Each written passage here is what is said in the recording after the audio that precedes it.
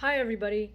I have two big concerns about Ryan Garcia's mental state after I listened to the hour and 45-minute long podcast he did with Patrick Bet David, the PBD podcast. Um, Now, I'm not going to call this mental health. In fact, Ryan did not refer to mental health truly during this entire podcast, but I'm going to call it mental state, meaning Ryan's outlook on things, his perspective, and his, I guess you could say, his mindset. So, the first big concern I have for Ryan is that he actually admits that he is not coachable, but he doesn't even understand that he just admitted that.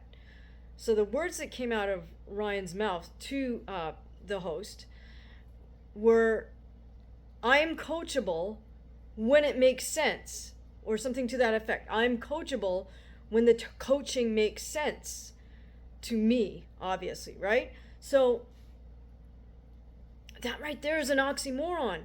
If you are going to vet the coaching to see, do those words that the coach just said, do they make sense to me? Because if not, then I'm not going to follow their instructions.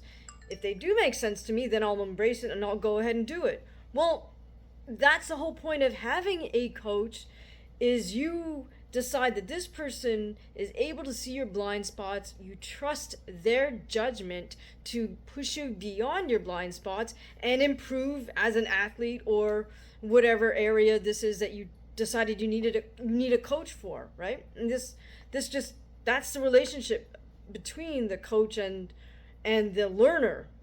Coach and student, that's the relationship. Student has to give over 100% trust to that coach in order for that relationship to even work.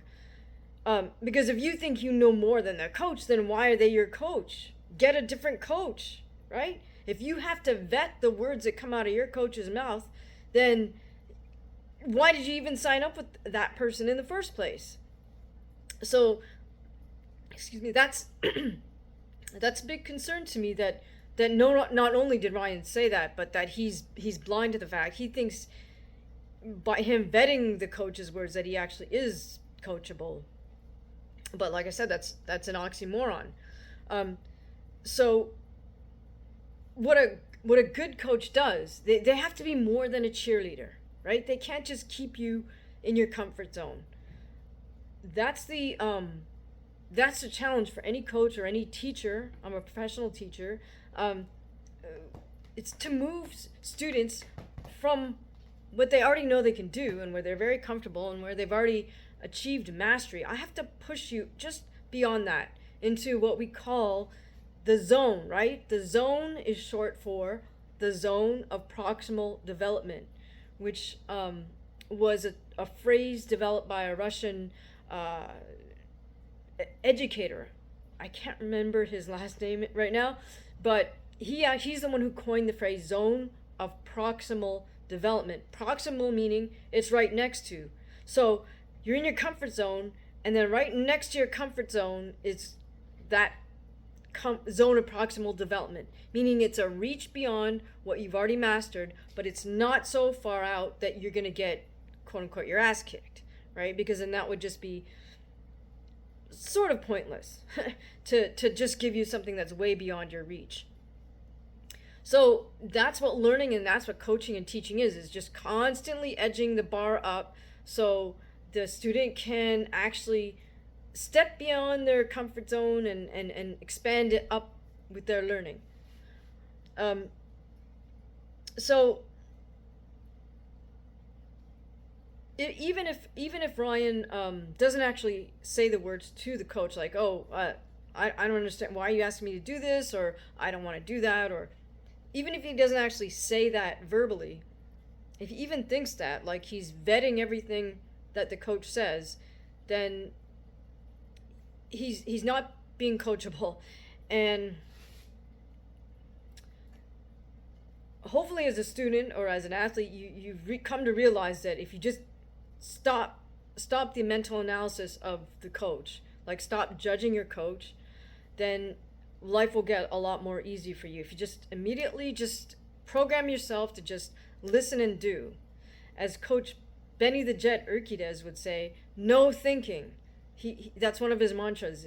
Whether it's you kind of trying to rip off, or just fire away with your combination that he calls, he always says no thinking. Don't think about it, because then you just hesitate. It gets slower. You want to, as he says, teach your body what you want it to do. Just allow your body to flow. The other issue with vetting a coach, even if it's just mentally, is, in a sense, you're arguing with yourself and you're giving yourself a way out. So I'm comfortable doing what I can do. I know I can do this. I look really great. Don't ask me to do something that I haven't done yet. Don't ask me to step outside my comfort zone. You're wrong for doing that. That's like the sort of mental conversation you're having with yourself. And then on top of that, you're giving yourself a way out of trying that. Like, okay, I don't want to fail. I don't want to look bad. I'm trying this thing I've never done before, so I'm just going to come up with an excuse not to even try it. Well, all right. Again, that makes you a non-coachable athlete. And as we say, you just played yourself, because your mind manufactured this reason why you don't have to listen to the coach you signed up to work with.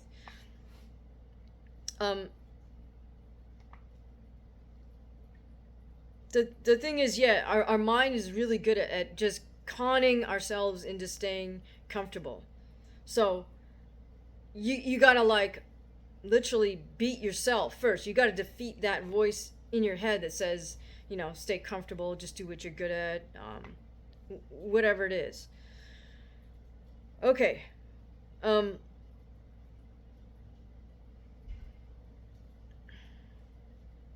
then the other sort of mind trick that people sometimes play is when a coach tells them to do something and they're mentally resistant or to doing it, is they'll say, oh, you know what, well, I'll do that when it really matters. Like, it doesn't really matter right now when I'm hitting heavy bag, but I'll do that when I get in a real fight.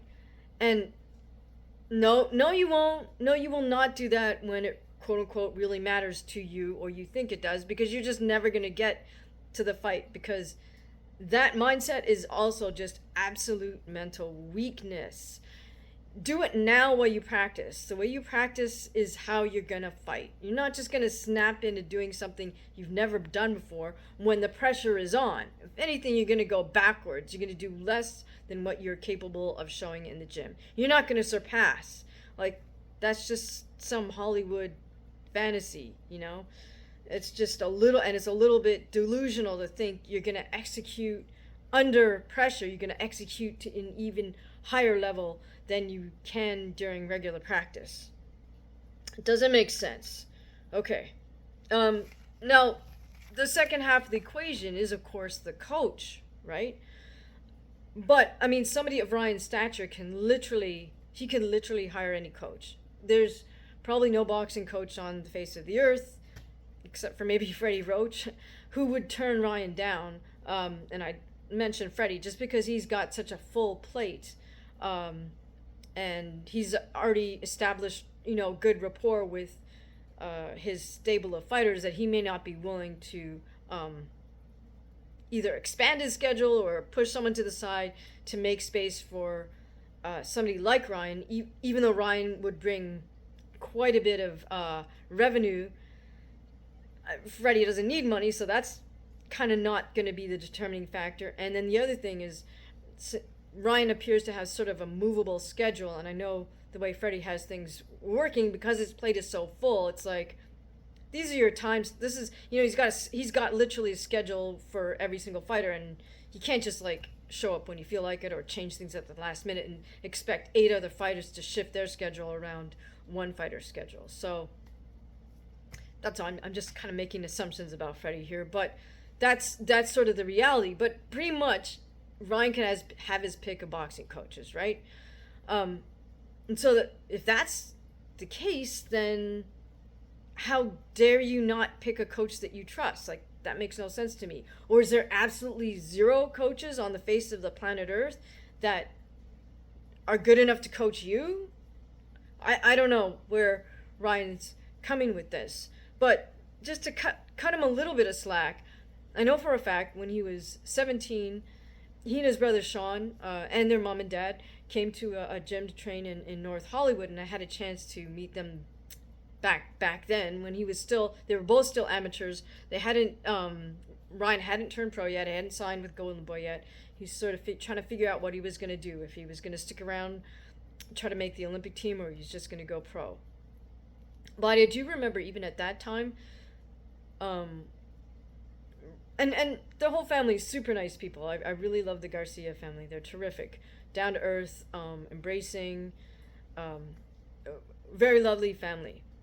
But I do remember Ryan saying at the time, "Oh wow, I've never had a coach before," and here he is, like, I guess, 7 years into his boxing career, about on the cusp, and he's like, readily admits, kind of half jokingly, that he's never had a coach. So the slack I'm cutting him is you didn't get sort of raised with that understanding of, like, just shut up and listen to your coach, kid. Like, you better shut up and listen to your coach, or you're gonna get whatever you're gonna get, right? You're gonna get to do 100 push-ups, or you're gonna get kicked out of the gym, or there's gonna be a consequence if you decide you're not gonna be coachable. So I don't think Ryan actually did have a boxing coach until he joined Eddie Reynoso and Chepo Reynoso with, of course, with Canelo Alvarez. So, I mean, I'm cutting Ryan a little bit of slack there, but the thing is, at this point of being a world-class athlete and being able to rub shoulders with other, like, world-class athletes, or just world-class, business people such as Patrick Bet-David, find out what it means to be coachable as a human being. Because certainly I'm going to guess that Patrick Bet-David, I don't know much about him, but I'm going to guess he didn't get to where he is right now without being coachable, at least in the business world, and then presumably in the podcast world. Okay, so that's one major red flag I see for Ryan. Lack of coachability, admitted on his own part, and yet that's his blind spot. All right, the second big concern I have for Ryan is, more than once in this podcast, he makes Jesus references with regards to himself. So I know he's his religion, his Christianity is important to Ryan. I would never deny anybody their religious faith, but it's a little concerning when someone starts to make sort of Savior / Jesus references to themselves. So the first one Ryan makes is, he says that in his fight with Gervonta Tank Davis, he was the sacrifice to save boxing. Again, his words. Okay, I guess that's like a noble way in retrospect to look back at getting KO'd by Tank Davis. But to save boxing, and his explanation for that is, well, nobody's making these big fights. This was the fight that the public wanted to see. I sacrificed myself, so that the boxing industry, I could bring back boxing, I could please the fans, etc. So, maybe to his generation, I'm not sure is that Gen Z? I don't even know. This whole notion of, like, self-sacrifice, public self-sacrifice, is this noble act, right? I think less so for some of us older folks. Like, you're gonna self-sacrifice, you just freaking do it silently. Do it and shut up and don't talk about it, because then it wasn't sacrifice. If you want to brag about it, then you did it for bragging rights. You didn't do it as a sacrifice. I don't know. It's like social media, random acts of kindness on social media. It's like BS. I call BS on that. You just happen to have a guy following you around with a camera while you did this nice act and surprised somebody. Okay, yeah, I guess gets you a lot of likes and lots of props. All right, so I don't know if that's why Ryan felt the need to feels a kind of need to portray himself as this in this savior light. But then he makes two more Jesus references. One is speaking about prior to the Davis fight. He says I think he felt betrayed. This has come up before about a mole in his camp and whatnot. But he said something about, being betrayed. And then he says something about, like, Judas giving him the kiss on the cheek or something like that. So in other words, again, he casts himself in the Jesus role, and this betrayer, kisses him on the cheek like Judas. I mean, okay, somebody betrayed you. Okay, this is like Life 101. There's this ugly thing called betrayal, and sometimes there's a reason for it, and sometimes there isn't, and sometimes it has nothing to do with you if you're the one that got betrayed. It has to do with that other person's agenda and goals and etc. But like, this is just one of those life lessons, betrayal. I mean, it does obviously suck if it happens right before a huge profile fight and you think it's somebody on your team, but the fact that this is getting sort of reiterated so many times after the fight, that I don't know. It's a little much, especially to cast yourself as, Jesus being betrayed by Judas. All right, and then the third Jesus reference Ryan makes is he says something about Jesus returning with, I think, bloodstained clothes. I'm less clear on that biblical reference, but I think he's referring to his comeback, right? Like, he's been wounded by betrayal leading up to the Davis fight.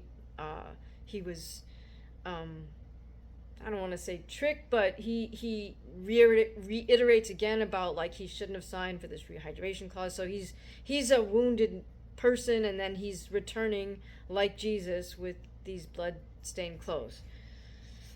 All right, well, by no means am I a religious studies scholar, so I'm not going to probe that aspect of it, but the sacrifice to save everybody's, that reference is, an archetype, and then the betrayal is an archetype, and so those two references aren't really lost on me. And I mean, I defer to somebody in the psychology profession. What does that mean when somebody kind of casts himself in this Jesus role? I don't know. Probably Jordan Peterson would be the perfect person to kind of elaborate on that, and whether that's healthy or unhealthy, I don't know, in terms of mental health. So those are my two huge concerns for Ryan coming out of that Patrick Bet David podcast. If you care to listen to that podcast, it is an hour and 45 minutes long. So, I mean, maybe when you're on a long drive somewhere, you can just put that on and listen to the whole thing. I'm sure there's people are going to start excerpting it, taking little clips and whatnot. But I really hope for Ryan that he works through whatever he needs to work through, and I hope Patrick Bet David, as the elder man in the conversation, kind of I'm sure he sees the same thing I saw, but I hope Patrick Bet David is able to kind of guide or steer Ryan in a good direction, and maybe even introduce him to other folks who can provide Ryan with some guidance on, one, how to be coachable, and two, just not see himself as this sort of self-sacrificial lamb to save anybody or anything. All right, tell me what you think. Where do you think Ryan Garcia is headed please comment in the comments below. Thank you for listening.